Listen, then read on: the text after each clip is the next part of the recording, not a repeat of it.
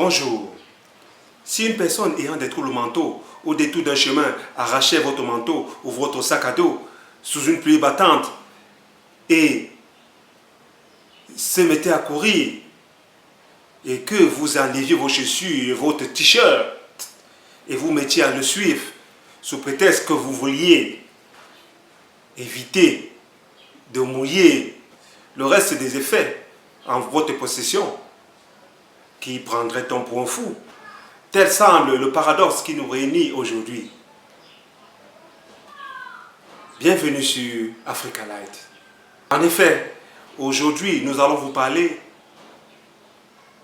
de l'Afrique, plus précisément du comment revisiter ces trois principaux paradoxes que connaît l'Afrique.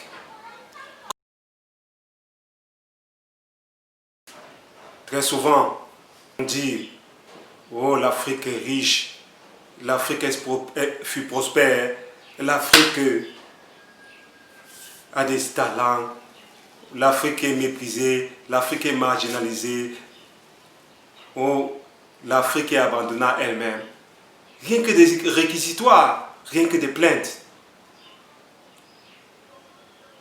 Mais notre situation n'est-elle pas paradoxale?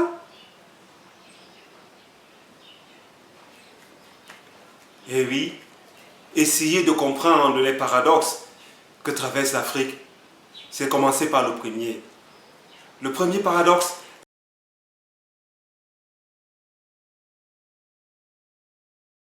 est celui d'un géant au pied d'argile.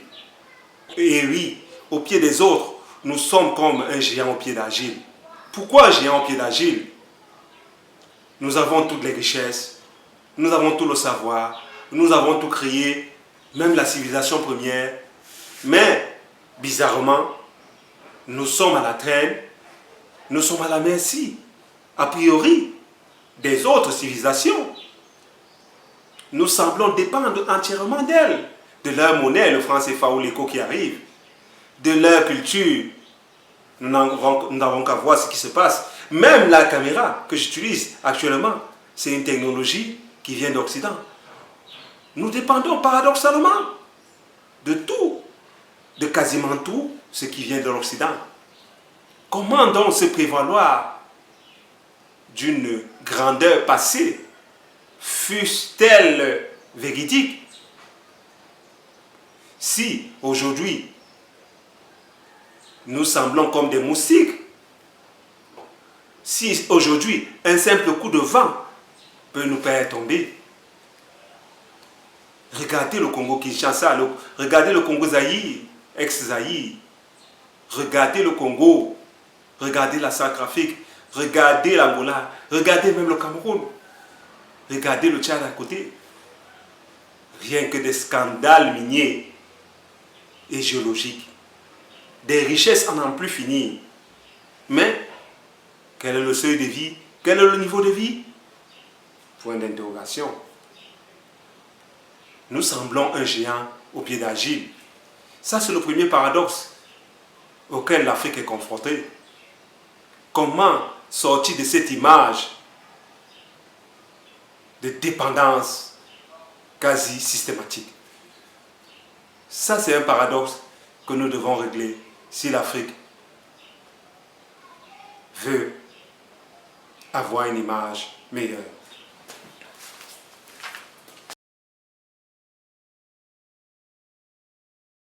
Le second paradoxe est celui de paraître comme une coquille vide. Et oui, nous semblons une coquille vide. À chaque fois, les discriminations, les violences, les maltraitances. Et quelle est la réaction des Africains? Quasiment pas de système, quasiment pas de solidarité. Rien que des plaintes par-ci sur Internet, des plaintes par-là. Oui, c'est un médium. C'est un moyen. C'est un moyen de revendiquer ses droits. Mais de manière systématique, de manière rigoureuse, qu'est-ce que nous faisons?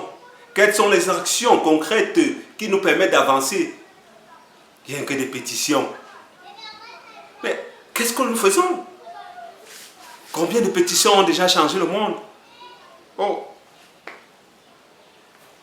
excusez-moi, les partisans de la justice régalienne à tout vent. Mais sur le champ de cette opposition, sur le champ de cette rivalité, sur le champ de ces enjeux internationaux, ce n'est pas des pétitions qui aboutissent aux actions les plus efficaces.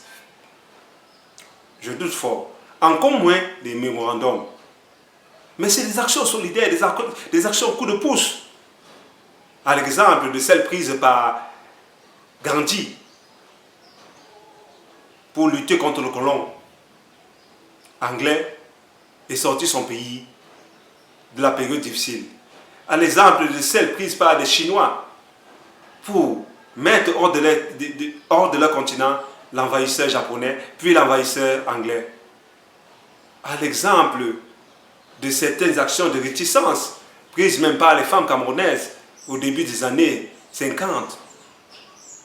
Les premières marches faites par les femmes camerounaises pour stimuler une sorte de marche à la Lysistrata pour stimuler les gouvernants de l'époque et amener du changement.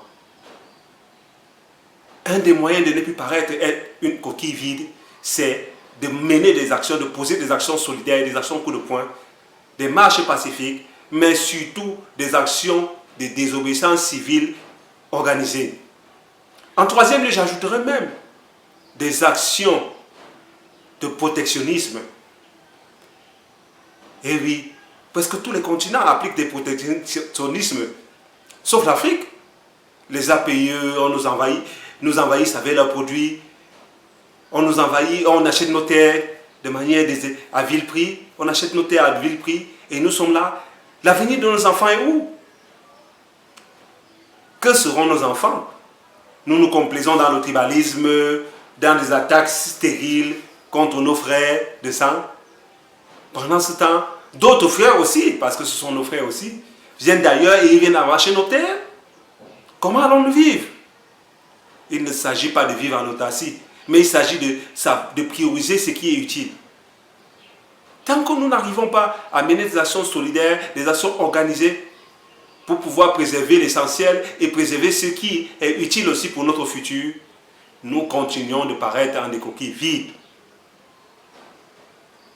On décide pour nous à l'ONU, on décide pour nous au niveau de la monnaie, on décide même pour nous au niveau culturel. Où allons-nous? Où allons-nous? Quel est l'avenir de nos enfants? Que seront nos enfants dans cette Afrique de demain? Je ne suis pas défaitiste, encore moins pessimiste, mais je pense qu'il est temps de passer à une autre phase d'action. Et je convoque à cet effet les savoirs traditionnels, les savoirs ésotériques africains, afin qu'ils redynamisent les consciences et que l'Afrique sorte de cette image, de cet imaginaire de coquille vide.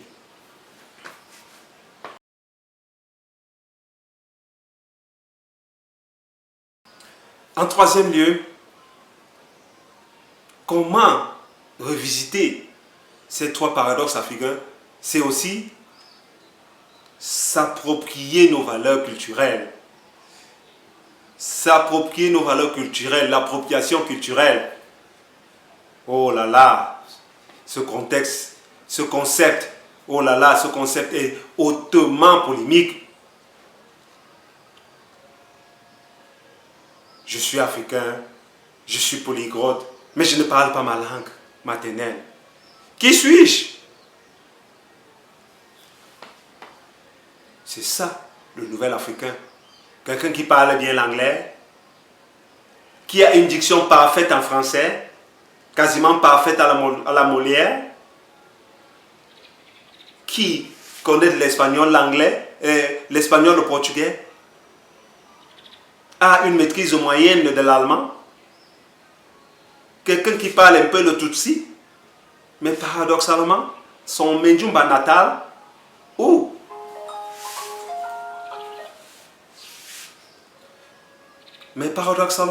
son Menjumba natal, son Ewondo, son Bassa, sont tout pourris, sont foufouldés, etc., etc. Il n'en connaît pas grand-chose. Nous sommes donc... Oui. D'accord. Oui, je monte. Mais paradoxalement, il n'en sait pas grand-chose de sa culture. Il est donc comme un arbre déraciné. Le paradoxe de l'appropriation culturelle est donc celui-là. Comment allons-nous faire? Allons-nous rentrer, nous approprier toutes nos cultures traditionnelles, revenir à tous nos mythes, nos cultures, nos traditionnalités, nos rituels, nos ritualités?